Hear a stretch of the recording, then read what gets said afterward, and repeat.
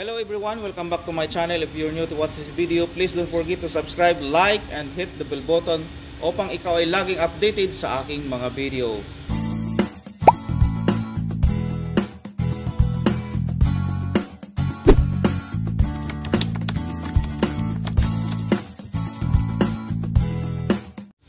So, mga kasimanwa, at sa araw na ito, ang gagawin po natin ay magtatabas ng sanga ng malunggay. Masyado siyang malilim sa ating mga tanim. So kung makikita nyo, ang ating tanim ay masyadong naarawan. So kailangan po natin ay ipawasan yung dahon ng malunggay na ito.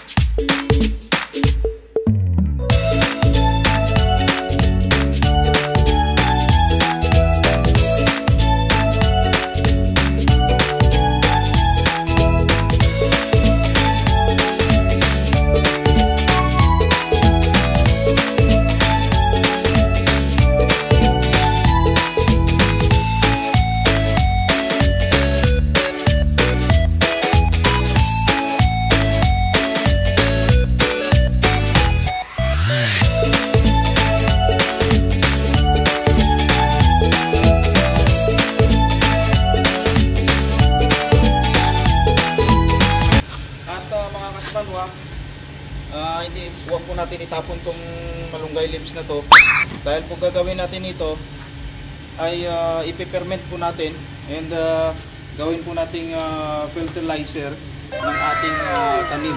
Okay? So dahil ang malunggay, napakayaman ito sa mga nutrients, no? Napakayaman ito na gawing fertilizer sa ating mga tanim. Yan. Babad nyo lang po sa tubig. Pwede rin po yung gawin nyo, tanggalin nyo ito sa tangkay, tapos at inyo naman ay i-blender. Okay? So marami pong benepisyo ito sa inyong mga halaman.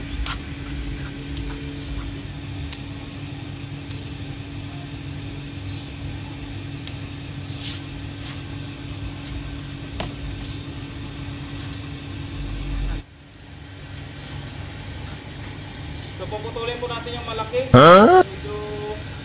Malilim pa dito banda. Natin putulin, bawasan pa natin lahat.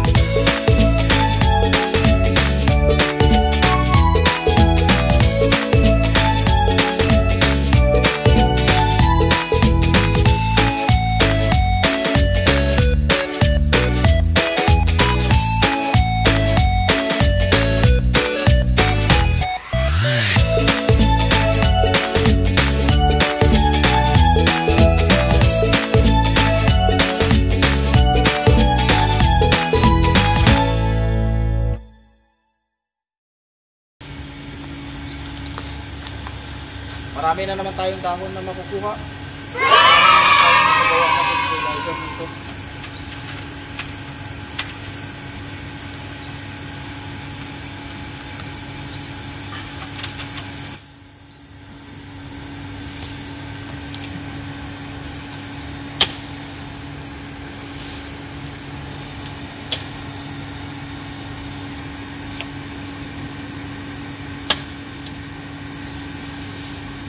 Para tayo nasa probinsya ng mga kasimanhon. Hindi abroad, you know.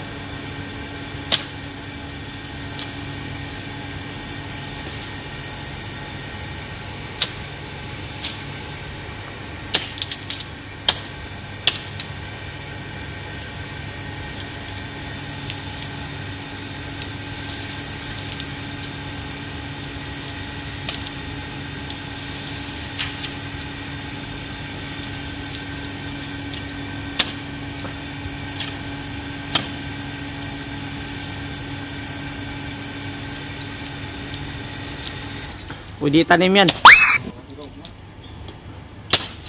sa labas. Sobra-sobra na.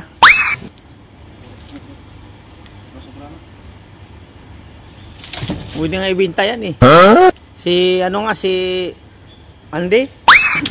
Yung saan ang kinukuha ng malunggay, mas napunta sa sok.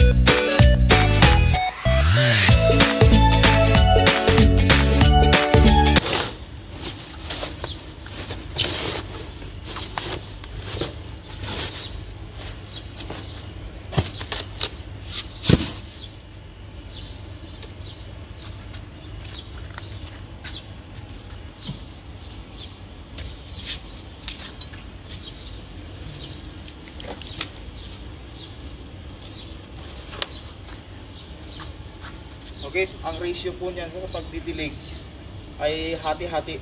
Halimbawa ay 1 litro na tubig ng malunggay at saka 1 litro na rin ng tubig na natural na tubig, you know, para hindi masyadong matapang. So yan po yung ating